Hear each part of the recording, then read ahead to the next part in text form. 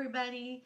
I wanted to do a video on my 1 year update after ACDF surgery, neck surgery. I have my little paper over here for reminders of what I'm going to be talking about.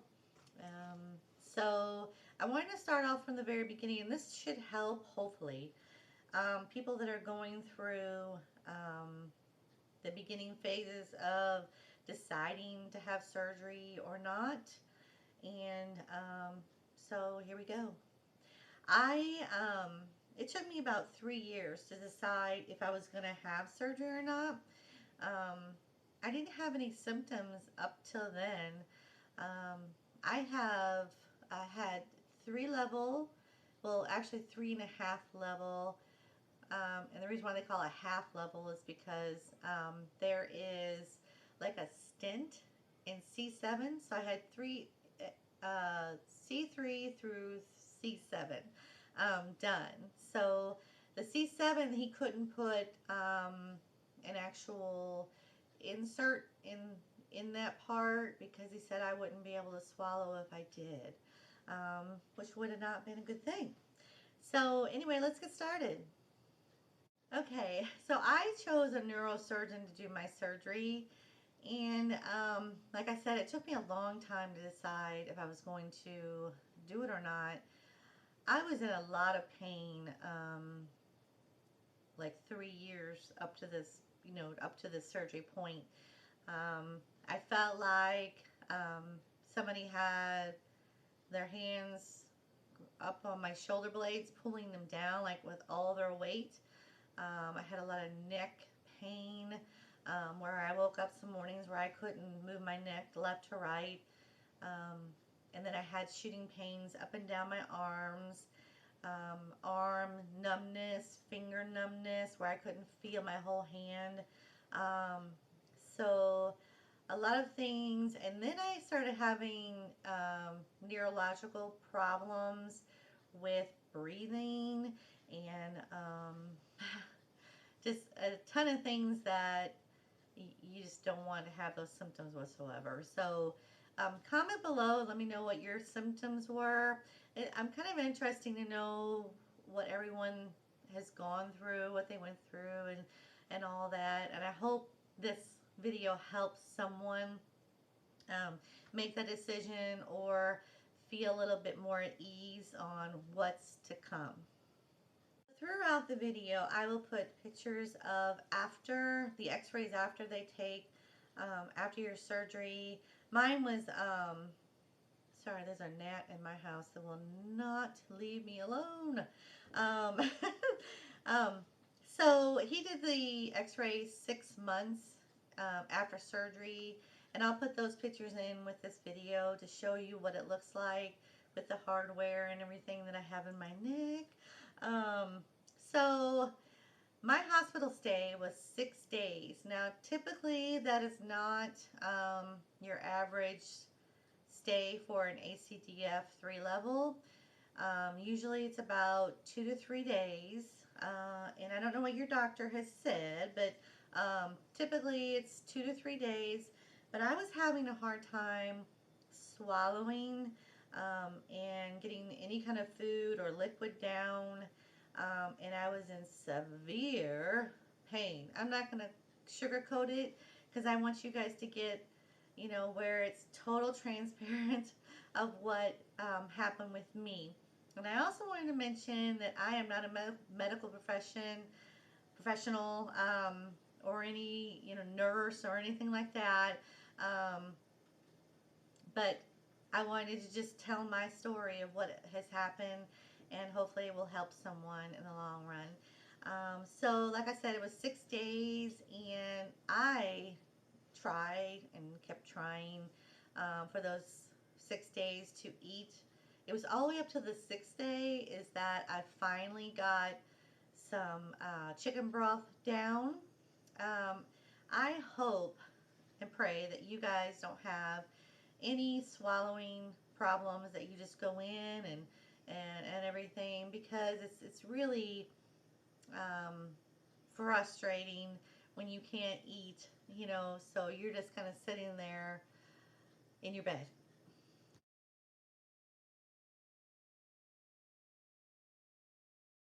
So after I left the hospital, I was pretty much by myself. I have a teenager son, a teenage son.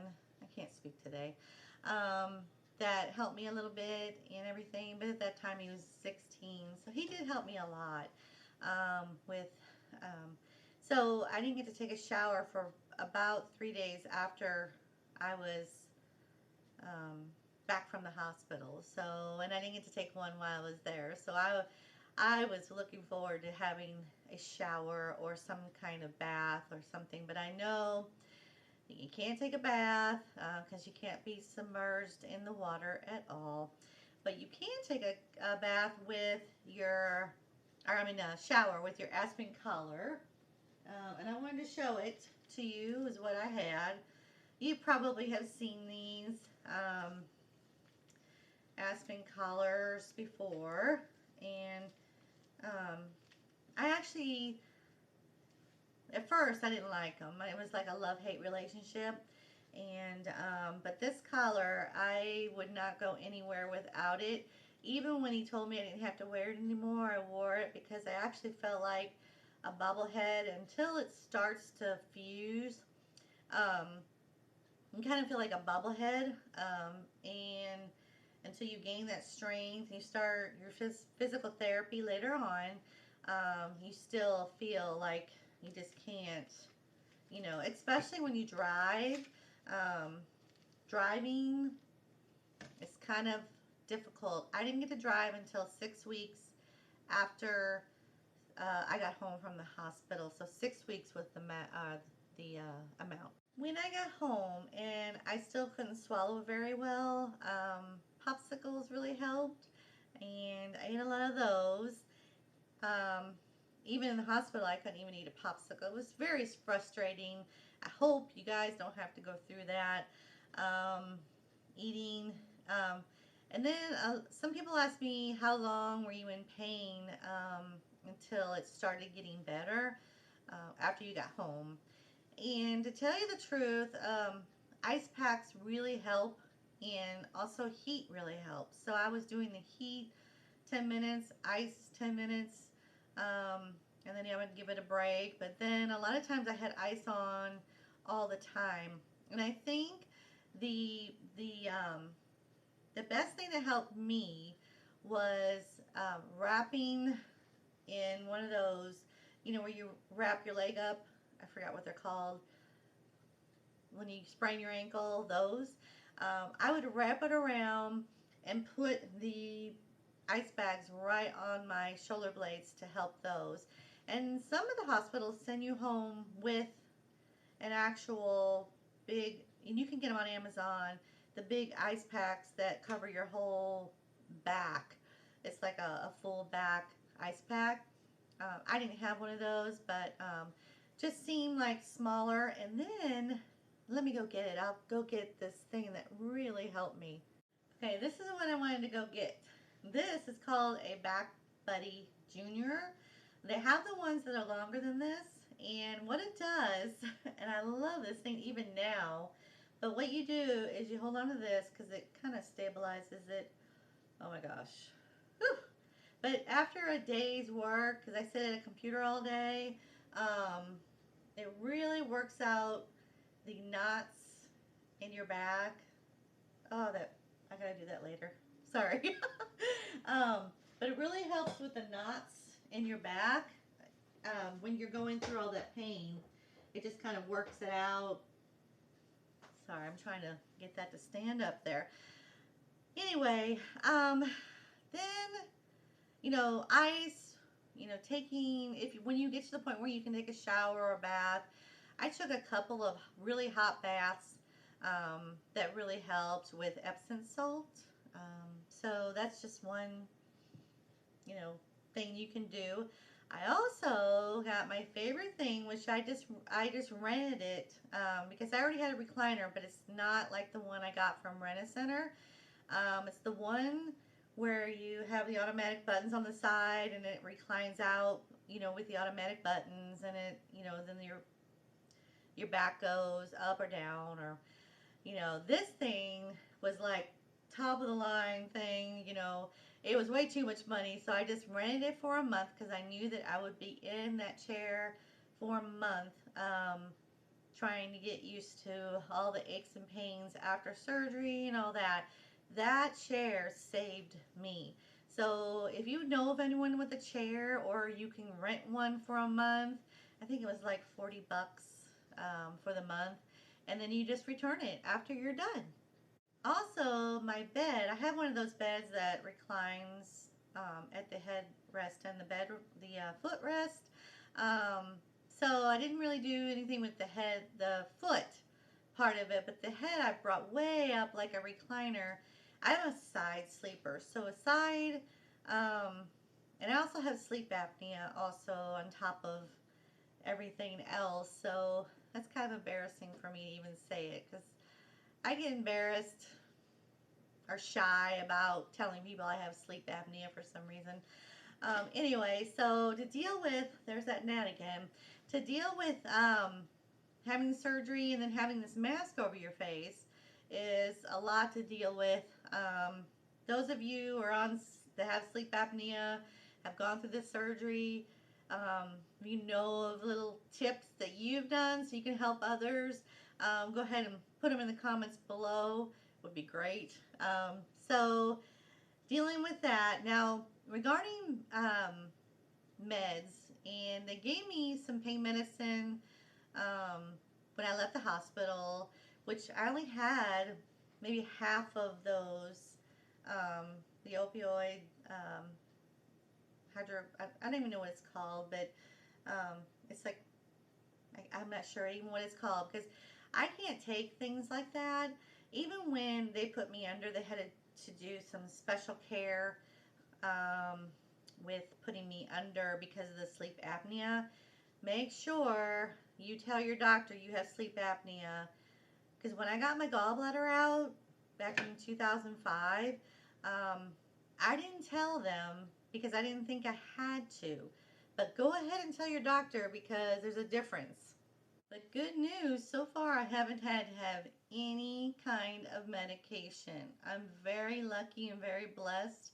I'm not saying I don't have pains, but you know, it's everyday pains instead of crazy pain. I can take naproxen or something like that, but I don't need it. I mean, Tylenol is like the largest thing I take. So back to work. My doctor recommended I wait till 6 weeks before I go back to work, which I did. And I went back gradually.